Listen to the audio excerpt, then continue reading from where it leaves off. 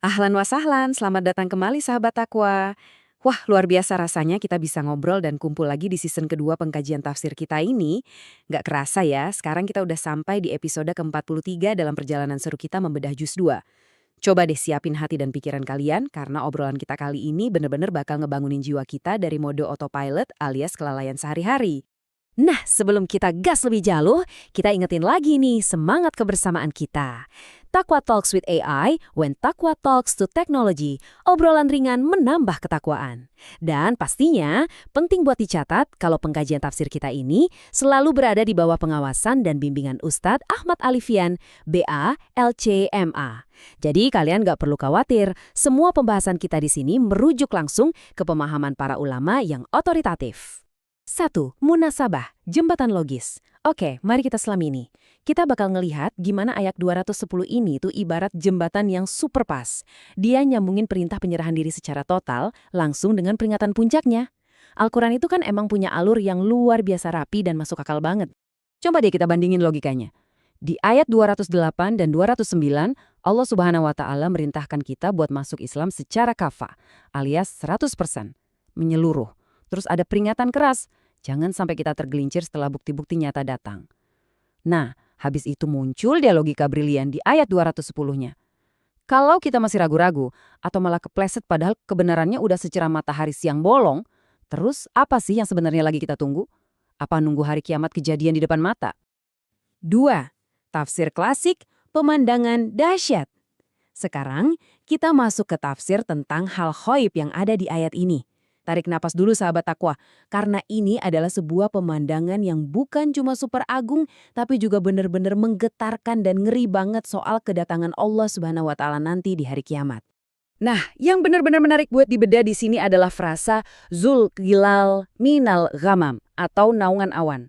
Ulama-ulama top kayak Abu Hayyan di kitab Al-Bahar Al-Muhit dan Imam Ash-Shawqani dalam kitab Fathul Qadir ngasih analisis yang dalam banget soal ini. Gini, awan itu kan normalnya adalah simbol rahmat ya, bahwa hujan yang bikin adem. Tapi justru disitulah letak kengeriannya. Bayangin, ketika ketetapan azab yang dahsyat itu malah datang dari arah awan yang biasanya bawa rahmat. Wah, rasa takut yang muncul itu otomatis berkali-kali lipat lebih mencekam kan? Coba kita resapi narasi luar biasa dari riwayat Ibnu Umar radhiyallahu anhu. Beliau itu ngegambarin turunnya Allah Subhanahu wa Ta'ala yang penuh keagungan mutlak, di mana ada 70.000 hijab. Hijab ini terdiri dari cahaya, kegelapan, dan air. Dan tahu nggak, suara air di tengah kegelapan itu dilukisin begitu dahsyat, ibarat gema yang saking kuatnya bisa bikin jantung kita serasa tercabut dari tempatnya. Visualisasi dari lisan para sahabat ini benar-benar bikin kita nahan napas saking besarnya keagungannya. Kisah yang bikin merinding ini masih berlanjut loh. Menurut riwayat Ibnu Mas'ud radhiyallahu anhu, Allah Subhanahu wa Ta'ala itu bakal ngumpulin semua umat manusia. Iya, semuanya tanpa terkecuali. Dari generasi pertama di bumi sampai generasi manusia yang paling terakhir di satu hari yang udah ditetapin. Coba deh visualisasiin ini di kepala kalian. Miliaran manusia berdiri kaku, mata mereka terbelalak natap ke langit. Semuanya nunggu keputusan akhir dan gak ada satupun yang berani bersuara. Terus kita sampai di frasa kuncinya, waqudiyal amr, yang artinya, dan perkaranya pun diselesaikan. Para ulama tafsir nemuin ada semacam mujizat tata bahasa di sini. Ayat ini tuh pakai bentuk lampau buat ngebahas kejadian di masa depan. Kenapa coba? Ini buat ngasih jaminan absolut kalau kejadian itu pasti terjadi, 100%. Waktu buat kita beramal dan bertaubat itu bakal habis gitu aja secara tiba-tiba, seolah-olah semuanya udah lewat dan selesai. Setelah kita ngerenungin tafsir klasik tadi, pertanyaan ini jadi kerasa banget nusuk ke hati kita masing-masing. Apa sih yang sebenarnya sedang kita tunggu? Sahabat takwa, ayat ini tuh secara nggak langsung memaksa kita buat ngaca. Kenapa ya kita masih aja hobi nunda-nunda kebaikan dan ketaatan di dunia yang jujur aja cuma numpang lewat ini? 3. Refleksi modern, penyakit penundaan. Jadi, poin krusialnya itu ada di penyakit penundaan yang sering banget kita idap di era modern ini. Pertanyaan retoris dari ayat tadi tuh ngena banget sama habit kita sehari-hari. Kadang kita hidup seolah-olah kita udah tanda tangan kontrak umur panjang. Jadinya santai aja nunda waktu buat benar-benar berserah diri sama Allah. Coba deh kita perhatiin jebakan-jebakan penundaan zaman sekarang ini. Pertama, kebiasaan nunggu masa tua buat mulai fokus ibadah.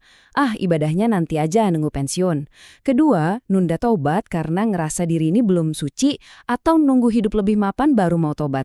Dan ketiga, ini yang paling bahaya. Asumsi keliru kalau hari esok itu pasti selalu ada buat kita. Al-Quran tuh memperingatkan kita dengan keras soal ini. Karena alasan-alasan receh tadi itu sebenarnya adalah langkah-langkah setan yang secara halus banget narik kita menjauh dari ketaatan total. 4. Tindakan nyata, penyerahan total. Pemahaman kita tentang tafsir ini pastinya nggak boleh cuma berhenti jadi teori atau catatan aja dong. Kita harus gerak ke penerapannya di dunia nyata. Sadar akan kebesaran Allah Subhanahu wa Ta'ala dan kepastian hari kiamat, itu harusnya jadi semacam tombol reset, bikin transformasi nyata di rutinitas sibuk kita. Jadi, mulai sekarang, buang jauh-jauh semua keraguan dan mulailah berserah diri secara utuh hari ini juga. Dan ini secara brilian ngasih kita gambaran langkah praktis yang bisa langsung kalian eksekusi. Langkah pertama, stop kebiasaan nunda-nunda ibadah wajib. Dengar azan, langsung gas kerjain di awal waktu. Langkah kedua, kalau kita kepleset ngelakuin dosa, langsung buru-buru bertaubat saat itu juga. Jangan dibiarin numpuk kayak cucian kotor. Langkah ketiga, rangkul dan praktekin ajaran Nabi Muhammad SAW sepenuhnya. Hari ini juga tanpa kompromi. Sebagai penutup, ada satu pertanyaan provokatif yang harus benar-benar kita jawab dalam hati masing-masing. Kalau seandainya segala urusan diselesaikan hari ini juga, wa qudiyal amr, apakah kalian udah siap? Sahabat takwa, jangan biarin pertanyaan ini numpang lewat aja di pikiran kalian. Jadiin ini sebagai pengingat buat terus nyempurnain amal dan takwa kita setiap hari. Makasih banyak udah ngeluangin waktu berharga kalian buat ngobrol di sini. Semoga Allah Subhanahu wa Ta'ala selalu memberkahi kita semua.